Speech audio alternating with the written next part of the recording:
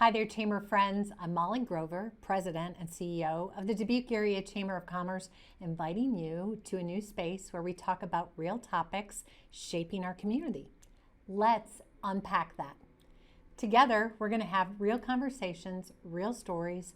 We're going to get to the down low on the issues that matter to our community. Join us for Let's Unpack That with the Chamber, proudly presented by Phoenix Theaters. Welcome everyone to Let's Unpack That, the Chamber's podcast that talks about relevant issues impacting our community. We are joined today by Rick Dickinson, who is the President and CEO of Greater Dubuque Development Corporation, has an illustrious and successful career for 30 years. We are talking about an important subject near and dear to our hearts lately, the importance of air service. And so we thought this would be an impactful conversation because it's certainly very relevant in our community right now. So with that, I introduce Rick Dickinson. Rick, thanks for joining us. Well, thanks, Molly. It's great to see you. Awesome. As always. Great to see you too. Yeah. So let's get straight to it. Let's unpack this topic. Let's talk about air service. Sure. It's long been a priority of the Dubuque Area Chamber of Commerce. In fact, I think since I've been here, 2007, air service, going back to the Air Service Task Force. Even before that, there was an Air Service Committee. Brings us to where we are today with restoration of daily commercial air service at the Dubuque Regional Airport, which we're thrilled to have. But I think it's really important for people to understand, because we talk about it all day long, the importance that air service has in economic development. You're a practitioner. You work every day and working to keep businesses here and bring businesses here. Can you talk more specifically about how air service relates to the economic development process? I'd be glad to, and let me give you a forewarning. As my children say, nobody can suck the fun out of a room like you, Dad. And I'm here to share with the listeners that this is one of the critical components of economic development. Dubuque County, our region, the Greater Dubuque area can never reach its full potential unless we have commercial air service. That's how important it is. It's not about whether I'm going to fly personally in the next 6 months or my neighbor or my friend. It's about who needs to fly, how important is that to our region, and how do we make sure that we have commercial air service. And this dates back to even before my coming, which would put it back about when the dinosaurs walked the earth. But in 1978, the federal government deregulated commercial airline service. And that was to free up the industry to be more competitive, be more profitable. Fortunately, it was realized at the time that would be really hard on rural America. And so a program was established called Essential Air Service Support that supplied revenue to rural communities to guarantee they had air service. Now that's if they didn't have it as a result of the deregulation. Dubuque has been dealt a bad hand ever since 1978. Unlike any other community in our state, for God knows what reason. But first the deregulation, then we were not included in the EAS status. Then, of course, the COVID hit in 2020, March of 2020. Initially, flights were discontinued. They started up again, and then American Airlines pulled the plug completely. And so for 2 years, we had no commercial air service, and we've borne the brunt of that impact. Now we have Denver Air supplying that commercial service to O'Hare. It's critically important that we make sure that it's successful, and that's why we've had a lot of conversations over the last couple of years of how do we fix this, not just today, but for generations to come. I would say our work is quite intensive. We meet weekly. We are working on this issue daily. You bring up a really important topic, EAS, Essential Air Service. Right. We use those abbreviations, those acronyms, not a lot. I know how much you love acronyms. That would be not at all. I know. But that is really an important piece of the conversation for people to understand EAS. So 1978 is true when deregulation happened. And then in 2012, there was an important change that they made to EAS. So everyone was eligible, including us, but we had it. In 2012, the government almost shut down over EAS because that pie kept growing. And so they said, okay, if you're not participating, you're no longer eligible. we weren't participating, and so we were kicked out of this program. So we're in this unique no man's land, Right. this unique gap. In fact, of all the major cities in Iowa, if we did not have service, we'd be the only major city in Iowa that did not have service. There are Waterloo is an EAS. Sioux City is EAS. I'm preaching to the choir. Burlington, Fort Dodge. What that means is to listeners is those airports are getting 100% federally subsidized to provide air service for their community, despite what their load factors are, despite what their community brings to the table, Sure. to the tune of about $29 million a year. Also, the EAS, in terms of a line item on the federal budget, is over $500 million a year. So to say, oh, let's just go after that, it's not that easy. In fact, Sure. it's darn near impossible. Yeah. And so we find ourselves in this precarious circumstance through no fault of our own. And as you say, the rest of the state receives $29 million a year to subsidize air service. Let's just narrow it down to something very close to us, Waterloo. Waterloo has 2 flights a day on American Airlines. They receive nearly 7.5, I think it's $7,460,000 every year to subsidize that service. Dubuque gets none of those funds. And it's a tremendous inequity. Now the community has reached out. Well, folks who say, well, why don't you do something about that? Well, we've tried. We've reached out to our congressional delegation. This isn't a partisan issue, Republican versus Democratic. It's a fairness issue, especially for rural America. And quite honestly, we've received little or no support.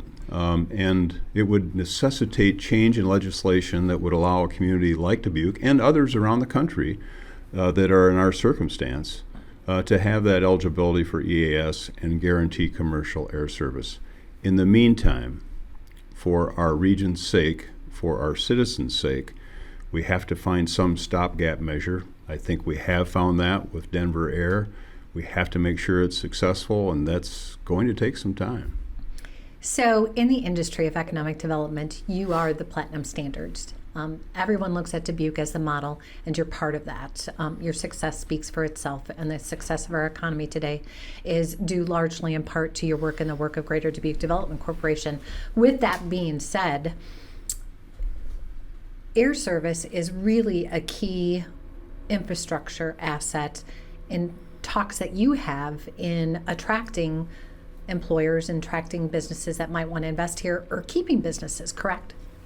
Well, first of all, your compliments are very kind, but I've had the good fortune of dealing with a great region, a great community, and most importantly, great citizens in the 30 years I've been here to make things happen that wouldn't otherwise happen. Commercial air service isn't a convenience. It's an expectation. I mean, large employers, small employers alike that look at our region as a location to start a new operation, expand operations, they just assume we have commercial air service. They can't imagine a community like Dubuque, you'd have to drive 90 miles to Cedar Rapids or 78 miles to Moline or 90 plus to Waterloo or 180 to O'Hare. Surely you have commercial service. So it's not about do you or don't you. They assume you do. And so when you don't, and that question is always on the list and that punch list of things to answer, sorry, no commercial service. You got to drive 90 miles, pay $8 a day for parking, if not more, and fly out of Moline, Cedar Rapids, or Waterloo, dead on arrival. I've never had to say that before with any of these businesses that have come to Dubuque. Progressive Processing, Simmons Foods. You go down the line of we've been so successful in recruiting to our community over the years. In each of those cases, if we had not had commercial air service at the time, I don't know that we would have recruited them, and I'm very concerned about retaining all of them. I'm concerned about any corporate headquarters that's in our community. What happens if we don't have commercial air service? What happens to our tourism industry if people can't fly in and spend a weekend or go to the Field of Dreams when a Major League Baseball game's there? What happens when our colleges, and we are a community of colleges, we're so blessed with that. What happens when their kids, if they want to go home for Thanksgiving, have to drive to Cedar Rapids or Waterloo? How does that work? There's so many things in our community that are absolutely connected to air service that we have to do something as a community, as taxpayers, to just make sure that we can hang on until we can get somebody to wake up in federal government and come to the assistance of the Dubukes of America, and there are a number of them. So we talk a lot about what could or what will happen. A lot about the future, but we know that there's been impact in real time of businesses that have made decisions. Can you speak to that, of how it's impacting us right now? Sure. For example, who wouldn't want to have their team come to Dubuque to learn more about how we can be profitable and enjoy themselves while they're here? Cool place to be.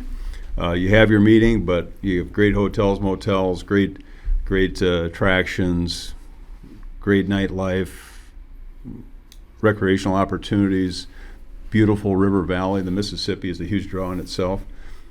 But that doesn't happen anymore unless we have commercial air service. People aren't going to have a sales meeting, for example, and invite all of their key customers to come to Dubuque to get the pitch from the company if they tell them that they have to drive 70, 80, 90 miles to get here after a plane ride to one of our other communities. And I want to back up just for a second and say, I'm glad that Waterloo and Fort Dodge and Sioux City and Burlington and Fort Dodge. Did we say Fort Dodge? Fort Dodge. Mason City. Mason City, that's the one I missed. I'm glad they have essential air service status. We just should have it too. But in the meantime, for colleges, for higher education, whether it's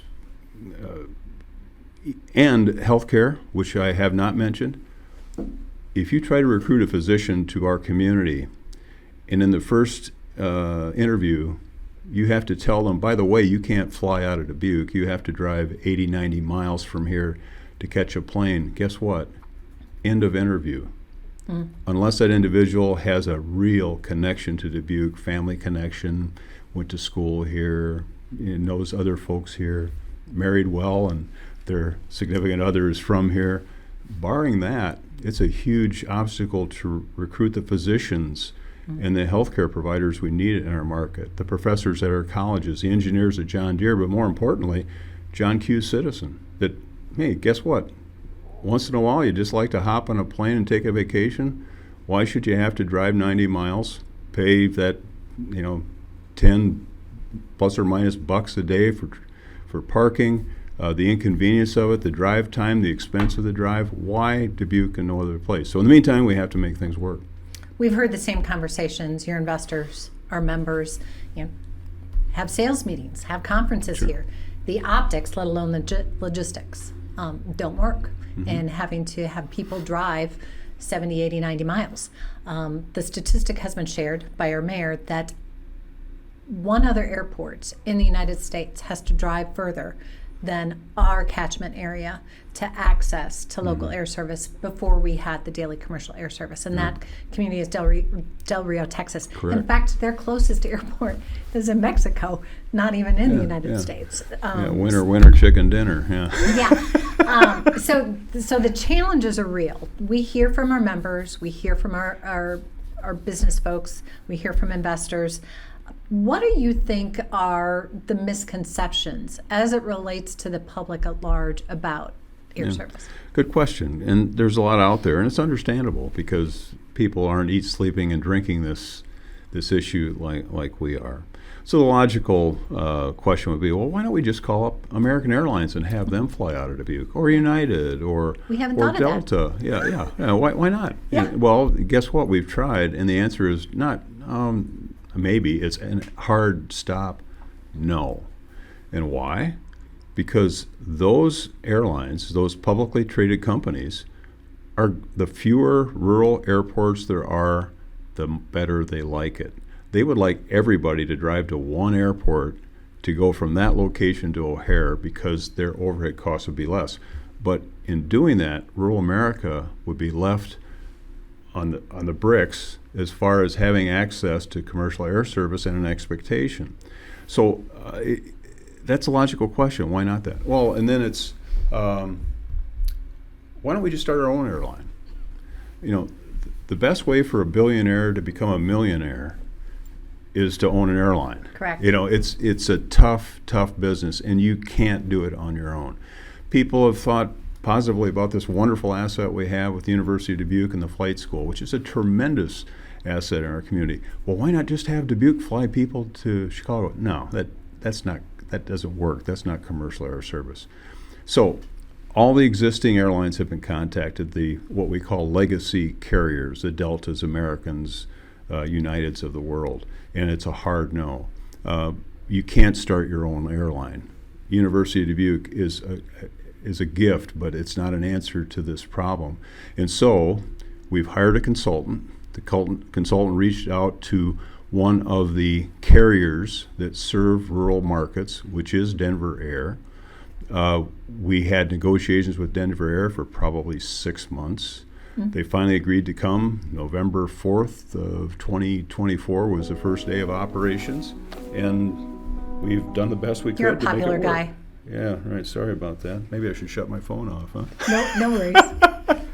So, I think we've moved heaven and earth to get to where we're at, despite all the odds. Now the question is, and the imperative is make sure it works until the federal government gets their head on straight. Our federal delegation acts on our behalf and makes sure we have essential air service. And what every other community in our state has, we have as well. So it's no longer a burden on the taxpayer, on businesses, on the individual to subsidize in any way what should be an expectation in any successful community. So we're talking EAS reform, which is probably so far out in the distance, at least shouldn't right be. now. It shouldn't be. Shouldn't be. First of all, you need a champion. Mm-hmm. Yeah. You need someone to say, hey, this isn't right. We need to fix it. You want my vote on something else? Fix this too. This could have been fixed in the big, beautiful bill if we had champions for it. Rural America isn't just in the Iowas. There's rural America in New York. There's rural America in California. Right. Yes, we're an ag state, but there's places all across the country that have rural regional airports that need to have essential air service to get folks from point A to point B so we can have continued commerce. Because as I said, it's an expectation, and without the expectation of commercial air service, our community will not grow. In decades to come, we'll decline because we will lose opportunities that we would otherwise have had.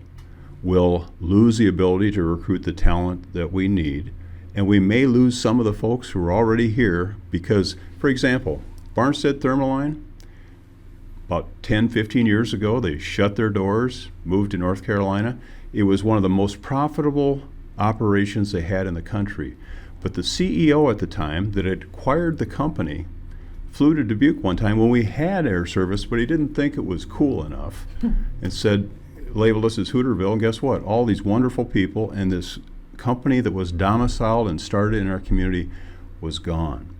If you don't have air service at all, God knows what the impact would be going forward. Quick break to give a big shout out to one of our favorites, Phoenix Theaters, for their presenting sponsorship for Let's Unpack That. If you haven't been to Phoenix Theaters lately, you're really missing it. Catch your latest favorites and old favorites as well at Phoenix Theaters. There's so many people that say, naysayers, let's talk about the naysayers. We don't need air service. We should drive. You referred to it. We should buy our own plane. Countless different options, none of them including keeping currently what we got. And it is certainly frustrating when DBQ Air is turning over every single stone that we can. Population growth at the end of the day is really, really important. It's not just happy talk. It's not just lip service. The communities of the 21st century, those that have the most people win. That's where businesses are going to locate. People choose to make a life and career now based on amenities, and some of those amenities include air service. Iowa's had really slow population growth. So, what would you say to someone that says, "Oh, we should just drive the 80 plus miles for air service. We shouldn't be investing in air service here. It's too expensive." Well, Dubuque, where Iowa started, the first community. I prefer first community rather than the oldest community in the state. We haven't gotten a break since Julian Dubuque was mining lead here in Dubuque. And that's because we were in the cat's perch then and only then. Why? Because we were on the principal transportation system in the world, and that was the Mississippi River in the United States, the principal transportation system. Post that, into the 1800s, we were one of the last to get rail service. Okay, we have rail service, but not passenger service today as it evolved. Then, okay, interstate highway system, what a great idea. Dubuque was left off that too. We didn't have a 4-lane highway to this community until I think it was 1998. Yeah. 99, 98. 99, I think. Hello. And now we've resolved that with, again, sweat, blood, and tears to make it happen. But now we're dealing with air service. Right. And it is more important today than it has ever been. Yes, it's changed since COVID. Yes, we have more remote meetings, but I think at the end of the day, we're going to evolve more to what we're doing right now, and that's sitting down at a table and talking to each other so you can get something done. And it's fine to have a Zoom meeting if that's the only thing that works, but guess what? If you really want to change things, if you really want to be aggressive and pursue and achieve, you have to know the people you're dealing with, and it's pretty tough to do on a laptop. And so I think air service is going to become more important tomorrow than it is today as we get back to dealing with people one-on-one and the imperative of knowing who your partner, who your customer, who your professional is, and maybe just knowing your neighbor. Right. Everybody's talking about the cost. Oh, we can't afford this. This is too expensive. Yada yada yada. All the naysayers. Once again, from a chamber perspective, we believe that there's a cost of not doing it. And the cost of not doing it, we already know what that looks like. Sure. The 1980s, certainly there were other factors, but the economic downturn, which was loss of population, John Deere reducing its workforce, the closing of the Dubuque Pack, no 4-lane connection. You couldn't get here. You couldn't get here. You couldn't get out of here. Certainly was part of the perfect storm that led to that economic demise, and it took decades for us to get back to even where we were before that happened. And in truth, we still haven't fully recovered, because the children that were part of those 10% of our population that left from 1976 to 1990, the children of those families, the children would have been born in that period from 1976 to 1990. They'd be 35 to 55 years old. When you look at the demographics of Dubuque, from 1 to 35, we have a higher percentage of our population than the national average. From the age of 55 to infinity, we have a larger percentage of that in our community than the nation.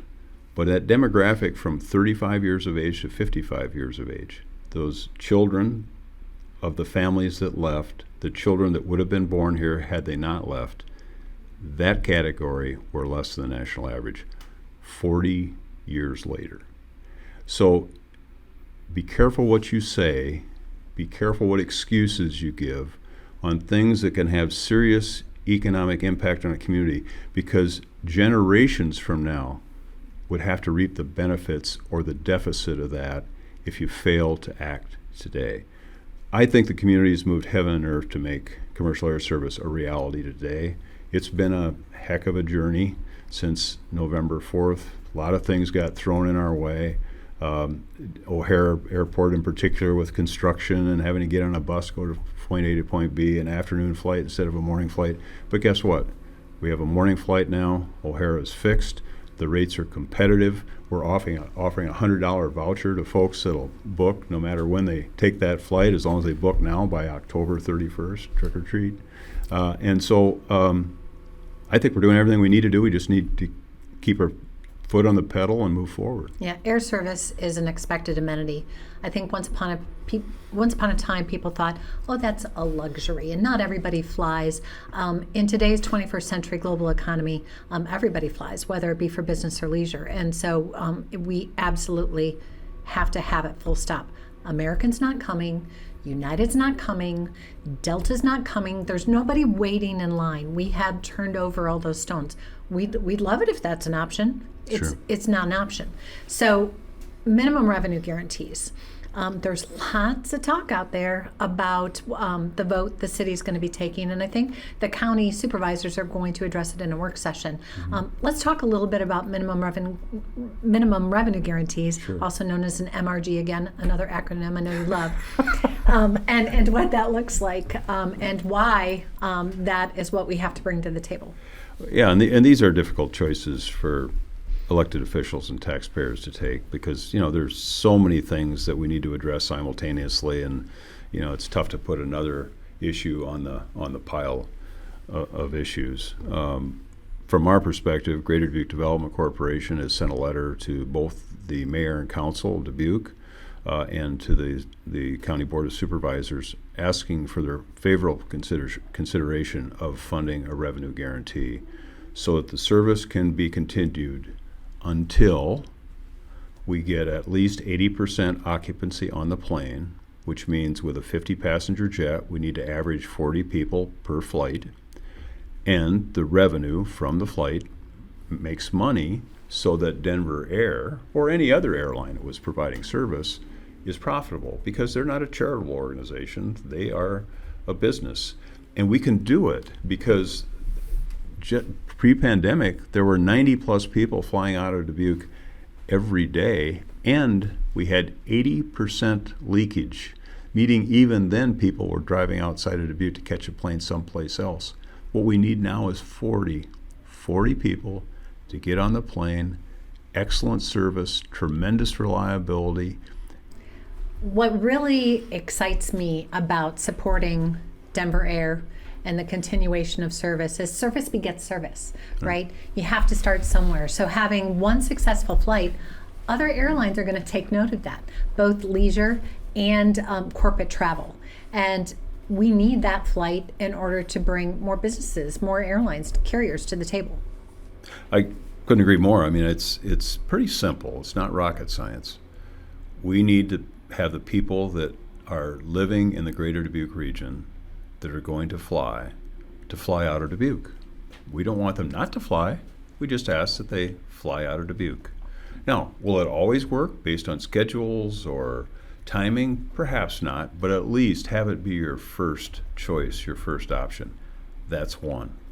Two, we need to provide a revenue guarantee until the flights become profitable. And again, the profitability comes from being successful. Number one, people fly out of Dubuque. We don't have to have 50 people on a 50-passenger plane. We need 40 people on a 50-passenger plane. Then that not only provides commercial air service, it provides us time to convince our congressional delegation that Dubuque's been given a bum deal.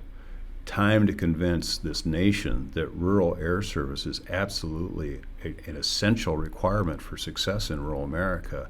And then the essential air service, the EAS guarantee that the other communities in our state have and communities across the nation have, Dubuque should have too. Then we take that revenue guarantee and we can have 2 flights a day from American, just as Waterloo has. We can have commercial air service like Sioux City, like Mason City, like Fort Dodge, like Burlington. And it wouldn't have to be subsidized by the taxpayer or by the by business or by the individual. Right, it's true because it's up to us, right? Unlike those other communities that you just mentioned, they don't have to bring anything to the table. Right. We do. We're very thankful for this GASD grant that we got, which is the other federal funding program, the Small Community Air Service Development Program grant. Say that 10 times fast. I won't even try. It's funded at a much lower level. So we mentioned EAS at $500 million. The SCASD, as we've referred to it, another acronym there, Rick, is far less, about $13 million on an annual basis. The awards are not big enough to prove sustainability. They don't last long enough. Well, and they're not intended to provide essential air service. They're intended to provide a second carrier or a third carrier, right, to expand your service. And I think in some ways our federal delegation, again, this isn't a partisan issue, this is just a fairness issue. I mean, okay, well, you got that grant 3 years ago. What more do you want me to do? Well, here's what I want you to do. Treat us fairly. Treat us like other communities. Be a leader for commercial air service. Reach out to the other members of the delegation in the House and the Senate and say, hey, folks, you have communities just like Dubuque. Let's get together. Let's be fair to all concerned. Then we're going to have what we need. But we can't just say, nope, not going to do that. It'll get better later. No, it won't. Right. No, it won't. It needs to be a national conversation. And you know, I hear a campaign slogan for Rick Dickinson in the future, you know, on EAS. Yes? No. It was worth a shot. It was worth a shot. Yeah. So, Rick, we're so grateful to Dubuque Initiatives and the $100 voucher. Absolutely. But most people don't know Dubuque Initiatives. Sure. We do. Sure. But talk about Dubuque Initiatives and this very generous offer in terms of the $100 voucher. Well, Dubuque Initiatives is a private nonprofit group in town who's committed to principally downtown redevelopment, but oftentimes they get involved on very broad issues. For example, child care was one of their initiatives here in the last couple of years. So they see a need in the community and try to identify it. Taxpayer dollars are not used as part of their That's an funding. important distinction. It's not taxpayer Yep. money. Yep. This $100 voucher is being paid by this nonprofit, which is sort of out of their comfort zone, but they realize how critically important this is. Originally, we said, okay, we're going to, any ticket purchased beginning in August 11th through the end of September, get a $100 voucher. We've had nearly 500 vouchers requested. It's been That's awesome. It's been a daunting task just to take care of the number of inquiries that are coming in.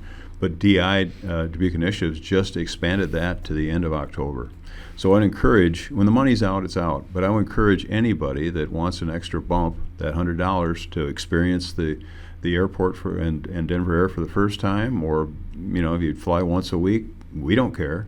We want you to spread the word that this is tremendous service and we need to have commercial air service in Dubuque. So thank God for Dubuque Initiatives and the investment they've made in our community. Yeah, absolutely. We're very grateful to them. And we know that it's working. 500 requests is nothing to sneeze at. So Nope. We love that. In terms of the voucher, is about getting more people on the plane, is getting to that 80% load factor. And what that looks like is 40 people per plane in a 50-seat plane. So we're not talking about impossible dream here in getting to 80%. No. I mentioned the employments earlier. Employments basically are passengers. So we had 39,000 employments or passengers on an annual basis pre-COVID from our catchment area. Right. We didn't make up this number. This is real data. Right. These are real numbers, and we know that it's possible to reach that. We have one plane that has 50 seats on it right now that makes one flight a day. I think you just did the math. It was 106 that we had once upon a time. Yeah, over 100 people. Yeah, every day. And now we need 40. And we can get that. We just need to continue the revenue guarantee until that number is arrived at. We need to continue to improve communications.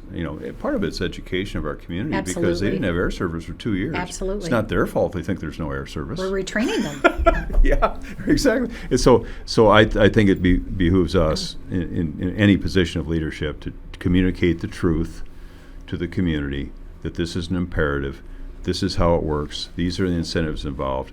We can do this. You know what? Because we've done this time and time Exactly. and time and time again. Re-education, reintroduction, marketing. Our message is out there everywhere, but we still find every day people that don't know we have air service, or Denver Air. Well, I don't need to go to Denver. Another misconception. Sure, Denver Air sure. Connection is the name of the airline, not where they're going. Right, They yeah. do fly to Denver, but the hub is O'Hare, and Yeah. you address some of the challenges with O'Hare. But they've been a great partner. Yeah. We're lucky that we found them Yeah. because, like we said, there's nobody waiting in line to start service here. It is a business. You mentioned that the legacy carriers have been for years making the pivot to reduce rural markets and go to more of just hub to hub, making people drive. We're in a real dilemma, but we can address this. We kind of are in charge of our own destiny, if you will. We need people to support the service. We need more people on the flights, like you said, about 40 seats per flight. We know this is possible. So those saying, our community cannot support it is simply not accurate. We No. had 39,000 employments on an annual basis before COVID. Everything's broken down into pre and post COVID Yeah, anymore. right. But we need to do our part and encourage our friends, our colleagues, our neighbors, everyone that we can to fly Dubuque. Our airport is not a failure. Our airport is a huge success. The terminal is amazing. Yeah. The customer service is second to none. Let's talk a little bit about our airport. It's safe. It's beautiful. It's new. It's constantly improving. Up until November 4th, we didn't have a single traditional 7 days a week commercial air service. And that's what we desperately need. Think about it. We spent collectively between city, state, and federal government nearly $27 million to build one of the finest commercial airports in the Midwest. And yet we can't figure out with the same partners how we have a plane delivering passengers to and from that airport. It doesn't pass the laugh test. We have a great staff there. It's a safe airport. It's anybody that flies a great deal, that TSA line, security line, it's a pain in the keister. People don't know you, you don't know them. It's grief, and it takes a long time. I have an anecdotal message. So my daughter was flying down to L.A. Her husband delivered her to the airport, and it was raining cats and dogs, and they were out in the parking lot. And when she started getting out of the car, the folks at the airport in the terminal ran out the door and said, no, pull up here underneath the awning so you don't get wet. They went out in the rain to tell a passenger, come under the cover so you don't get wet. Where does that happen? Nowhere. Nowhere. Nowhere. If your flight's at 7:45, which is the morning flight, you know what happens at 7 o'clock if you're not there yet? They call you. Are you okay? Are you going to run a little late? I mean, where does that happen? Nowhere. Nowhere. So convenience alone, with competitive pricing, with a new airport, with a federal government that doesn't give a tinker's damn about whether we have commercial air service or not, I think we're doing pretty darn good about selecting a service that our people need. And I know this puts a lot of pressure on elected officials, but I think in the interim, until we find a better solution, meaning fairness with getting the same things that our neighbors have in the rest of Iowa from our federal government, we have to continue this to make sure that we continue the momentum of our economy. In truth, I've announced my retirement effective December 31st of 2025. I figured that date out 3 years ago. This isn't about my job. It's about my community. It's about my family. It's about my grandchildren. It's about the taxpayers of this community that have been so tremendously supportive of the transformation of this community. I don't need the air service for me. We need the air service for them. And in the interim, it's going to cost some money. But I know that if we keep the faith, if we maintain the commitment, we'll eventually have what everyone else has, only we'll do it better. An MRG, a minimum revenue guarantee, is not forever. It is meant to be supplemental because starting new air service, starting a new route is very costly. And our airlines, once again, are businesses. They are not charities. And they are very risk averse and are not going to fly at a deficit, nor would any business run at a deficit. And so, in closing, before we wrap up our discussion. I don't want to stop. Okay, you can keep going, Rick, as long as you want. I'm here all day. Make the case to businesses and residents alike. Tell them why they need to call their city council person, their county supervisor, and tell them to support the minimum revenue guarantee with Denver Air Connection.